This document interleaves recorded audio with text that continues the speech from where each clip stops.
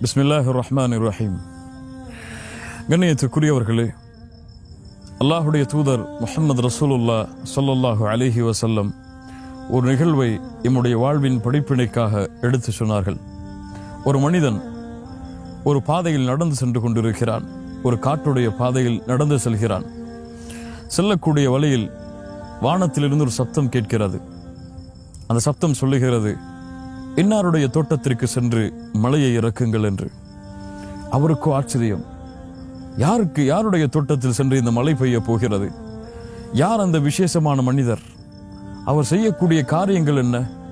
இப்படி அருள் பெற்ற அந்த மனிதர் யார்? மழை அவருடைய தோட்டத்திற்கு மட்டும் குறிப்பாக இறங்குகிறது. யார் அந்த மனிதர் என்று பார்ப்பதற்காக அந்த மேகம் செல்லக்கூடிய வழியிலேயே நடந்து செல்கிறார். அந்த மேகம் செல்லுகிறது. சென்று கருமேகங்களாக சூழ்ந்து ஒரு இடத்திலே மழையை அப்படியே இறக்குகிறது.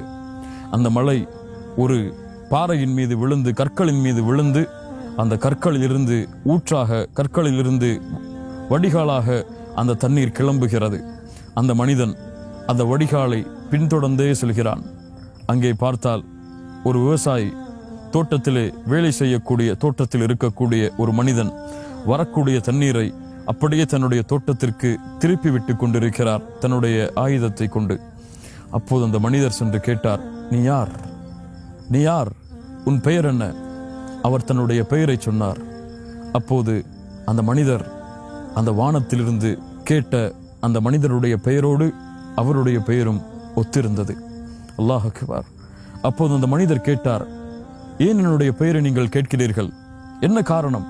என் பெயரை நீங்கள் கேட்பதற்குரிய அர்த்தம் என்ன? காரணம் என்ன? அப்போது அந்த மனிதர் சொன்னார், வரக்கூடிய வழியில் மேகம் ஒன்று சேர்ந்தது, ஒரு சத்தம் கேட்டது, அதிலிருந்து உன் பெயர் உச்சரிக்கப்பட்டது, உன்னுடைய தோட்டத்திற்கு சென்று மழை இறக்க வேண்டும் என்று கட்டளை வந்தது. அந்த மேகத்தை பின்தொடர்ந்தேன், ஒரு இடத்தில் மழையை இறக்கியது, அந்த நீர் உன்னுடைய தோட்டத்திற்கு கொண்டு வரப்பட்டது. நீ என்ன அமல் செய்கிறாய்? என்ன காரியம் செய்கிறாய்? இவ்வளவு பெரிய அருளோடு வாழ்வதற்கு காரணம் என்ன? உன்னுடைய தோட்டத்திற்கு மட்டும் மழை இறங்கி உன் தோட்டம் மட்டும் செழிப்பாகுவதற்கு என்ன அமலை நீ செய்து கொண்டிருக்கிறாய்? அந்த மனிதர் சொன்னார், அல்லாஹுடைய தூதர் ஸல்லல்லாஹு அலைஹி வஸல்லம் சொல்கிறார்கள், அந்த மனிதர் சொன்னார், நான் இந்த தோட்டத்தின் மூலமாக வருமானத்தை தேடிக்கொண்டிருக்கிறேன். இந்த தோட்டத்திலே வரக்கூடிய வருமானம் ஒரு முழு பங்காக இருந்தால் அந்த பங்கை 3ஆக மாற்றுகிறேன். ஒரு பங்கை எனக்கும் என்னுடைய குடும்பத்தார்களுக்கும் கொடுக்கின்றேன். என்னுடைய ஹக்கை அந்த பங்கிலிருந்து நிறைவேற்றுகிறேன். என்னுடைய குடும்பத்திற்கு தேவையான ஹக்கை அந்த பங்கிலிருந்து நிறைவேற்றுகிறேன். 2வது பங்கை இந்த தோட்டத்திலேயே மீண்டும் விவசாயம் செய்வதற்காக, இந்த தோட்டத்துடைய உற்பத்திக்காக மீண்டும் அந்த 2வது பங்கை அதில் செலுத்துகிறேன்.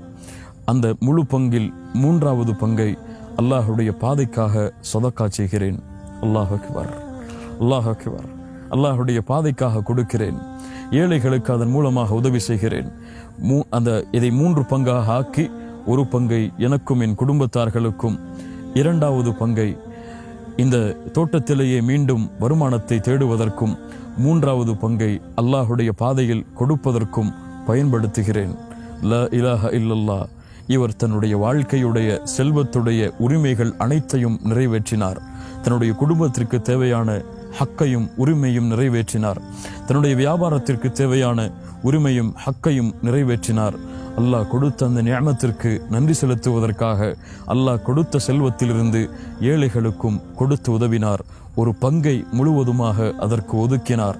அவர் அல்லாஹுடைய பாதைக்காக, அல்லாஹ்விற்கு நன்றி செலுத்துவதற்காக அவர் கொடுத்த அந்த ஒரு பங்கு அவருக்கு அபிவிருத்திகளை ஏற்படுத்துவதற்காக அவருடைய தோட்டத்திற்கு மட்டும் மழையை இறக்குமாறு அல்லாஹுடைய கட்டளை ஏற்பட்டு மலக்குகள் அதை செயல்படுத்தினார்கள் என்று அல்லாஹுடைய தூதர் முஹம்மது ரசூலுல்லாஹ் ஸல்லல்லாஹு அலைஹி வஸல்லம் அவர்கள் சொல்கிறார்கள்.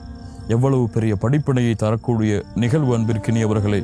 அல்லாஹுடைய தூதருடைய இந்த வார்த்தைகள், எம்முடைய செல்வத்திலும் நாம் இது போன்று அல்லாஹுடைய பாதைக்குரிய ஹக்கை எடுத்து கொடுத்திருந்தால் எம்முடைய செல்வம் எல்லாம் அபிவிருத்திகளை ஏற்படுத்தி இருக்கும். ஆனால் எம் நினைவு என்ன?